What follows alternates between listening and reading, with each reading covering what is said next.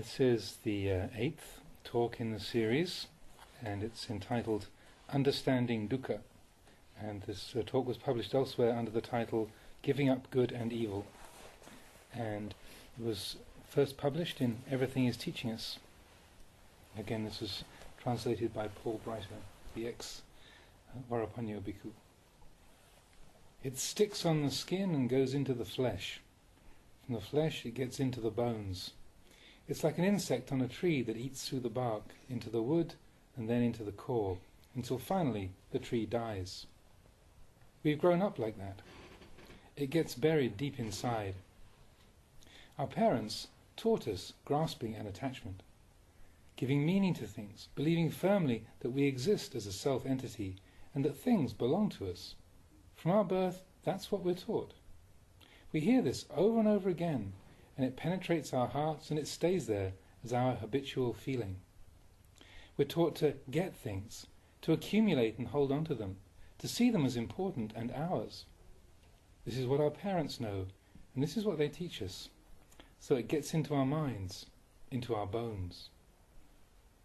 When we take an interest in meditation and hear the teaching of a spiritual guide, it's not easy to understand.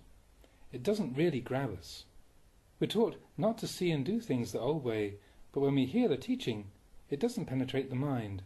We only hear it with our ears. People just don't know themselves. So we sit and listen to teachings, but it's just sound entering the ears. It doesn't get inside and affect us. It's like we're boxing, and we keep hitting the other guy, but he doesn't go down. We remain stuck in our self-conceit. The wise have said that moving a mountain from one place to another is easier than moving the self-conceit of people. We can use explosives to level a mountain and then move the earth, but the tight grasping of our self-conceit, oh man, the wise can teach us to our dying day, but they can't get rid of it. It remains hard and fast. Our wrong ideas and bad tendencies remain so solid and unbudging, and we're not even aware of it.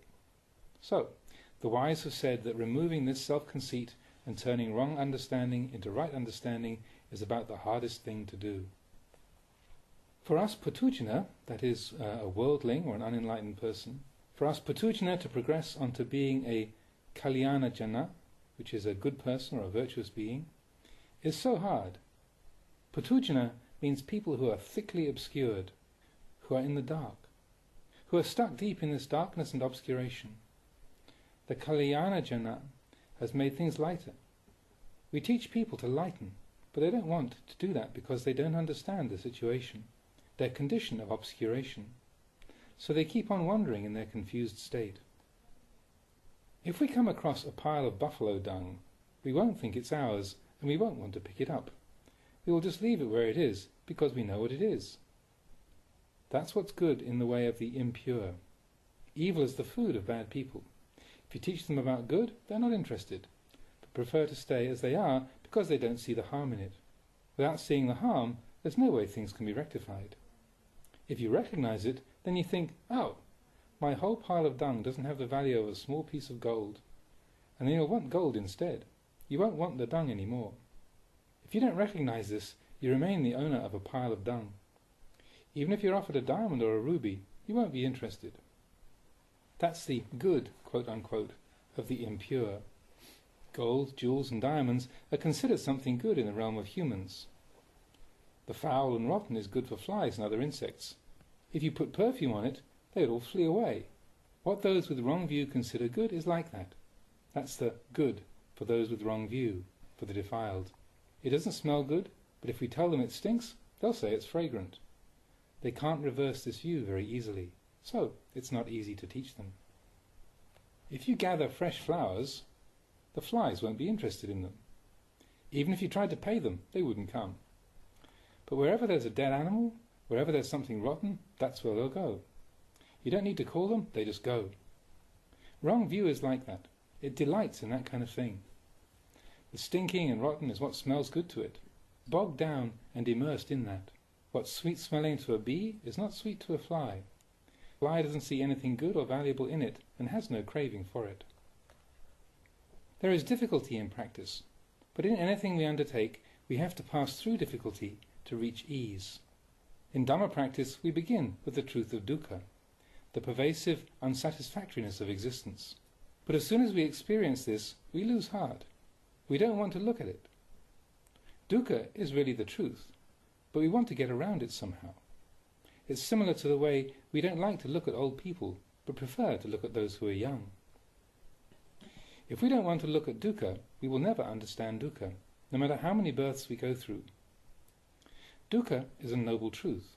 If we allow ourselves to face it, we will start to seek a way out of it. If we're trying to go somewhere and the road is blocked, we'll think about how to make a pathway.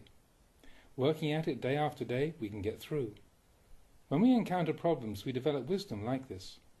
Without seeing dukkha, we don't really look into and resolve our problems. We just pass them by indifferently. My way of training people involves some suffering, because suffering is the Buddha's path to enlightenment. He wanted us to see suffering and to see origination, cessation, and the path. This is the way out for all the Arya, the noble ones, the awakened ones. If you don't go this way, there is no way out. The only way is knowing suffering, knowing the cause of suffering, knowing the cessation of suffering, and knowing the path of practice leading to the cessation of suffering. This is the way that the Arya, beginning with the stream entry, were able to escape. It's necessary to know suffering. If we know suffering, we will see it in everything we experience. Some people feel that they don't really suffer so much. Practice in Buddhism is for the purpose of freeing ourselves from suffering. What should we do not to suffer anymore? When dukkha arises, we should investigate to see the causes of its arising. Then, once we know that, we can practice to remove those causes. Suffering, origination, cessation. In order to bring it to cessation, we have to understand the path of practice. Then once we travel the path to fulfillment, dukkha will no longer arise. In Buddhism, this is the way out. Opposing our habits creates some suffering. Generally, we are afraid of suffering. If something will make us suffer, we don't want to do it. We're interested in what appears to be good and beautiful, but we feel that anything involving suffering is bad. It's not like that. Suffering is such a Dhamma, truth. If there is suffering in the heart, it becomes the cause that makes you think about escaping. It leads you to contemplate. You won't sleep so soundly because you'll be intent on investigating to find out what is really going on, trying to see causes and their results. Happy people don't develop wisdom. They're asleep. It's like a dog that eats its fill. Afterwards, it doesn't want to do anything. It can sleep all day. It won't bark if a burglar comes. It's too full, too tired. But if you only give it a little food, it'll be alert and awake. If someone tries to come sneaking around, it'll jump up and start barking. Have you seen that? We humans are trapped and imprisoned in this world and have troubles in such abundance, and we're always full of doubts, confusion and worry. This is no game. It's really something difficult and troublesome. So, there's something that we need to get rid of. According to the way of spiritual cultivation, we should give up our bodies, give up ourselves. We have to resolve to give our lives. We can see the examples of great renunciants, such as the Buddha.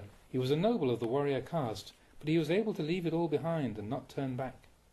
He was the heir to riches and power, but he could renounce them. If we speak the subtle Dhamma, most people will be frightened by it. They won't dare to enter it. Even saying, don't do evil, most people can't follow this. That's how it is. So I've sought all kinds of means to get this across. One thing I often say is, no matter if we are delighted or upset, happy or suffering, shedding tears or singing songs, never mind. Living in this world, we're in a cage. We don't get beyond this condition of being in a cage. Even if you're rich, you're living in a cage. If you're poor, you're living in a cage.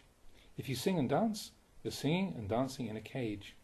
If you watch a movie, you're watching it in a cage. What is this cage? It is the cage of birth, the cage of aging, the cage of illness, the cage of death. In this way we are imprisoned in the world.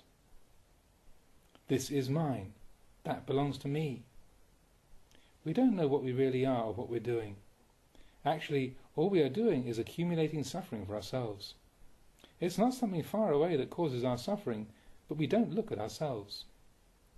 However much happiness and comfort we may have, having been born, we cannot avoid aging. We must fall ill, and we must die. This is dukkha itself, here and now.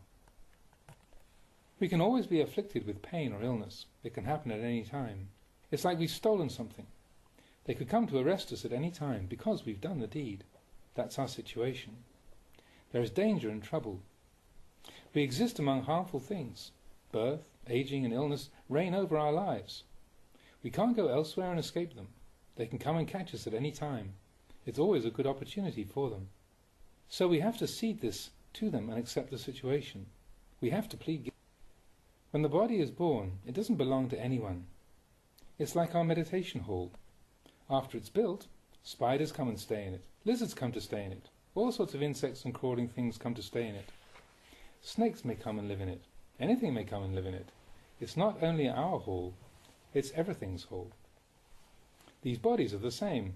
They aren't ours. People come to stay in and depend on them. Illness, pain and aging come to reside in them, and we're merely residing along with them. When these bodies reach the end of pain and illness and finally break up and die, that is not us dying. So, don't hold on to any of this. Instead, you have to contemplate the matter, and then your grasping will gradually be exhausted. When you see correctly, wrong understanding will stop. Birth has created this burden for us, but generally we can't accept this. We think that not being born would be the greatest evil. Dying and not being born would be the worst thing of all. That's how we view things. We usually only think about how much we want in the future, and then we desire further. In the next life, may I be born among the gods? May I be born as a wealthy person? We're asking for an even heavier burden, but we think that it'll bring happiness.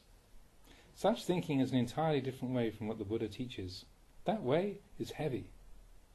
The Buddha said to let go of it and cast it all away.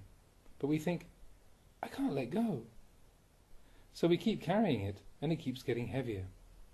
Because we were born, we have this heaviness. To really penetrate the Dhamma purely is thus very difficult. We need to rely on serious investigation. Going a little further, do you know if craving has its limits? At what point will it be satisfied? Is there such a thing? If you consider it, you'll see that tanha, blind craving, can't be satisfied. It keeps on desiring more and more. Even if this brings such suffering that we're nearly dead, tanha will keep on wanting things because it can't be satisfied. This is something very important. If we could think in a balanced and moderate way, well, let's talk about clothes. How many sets do we need?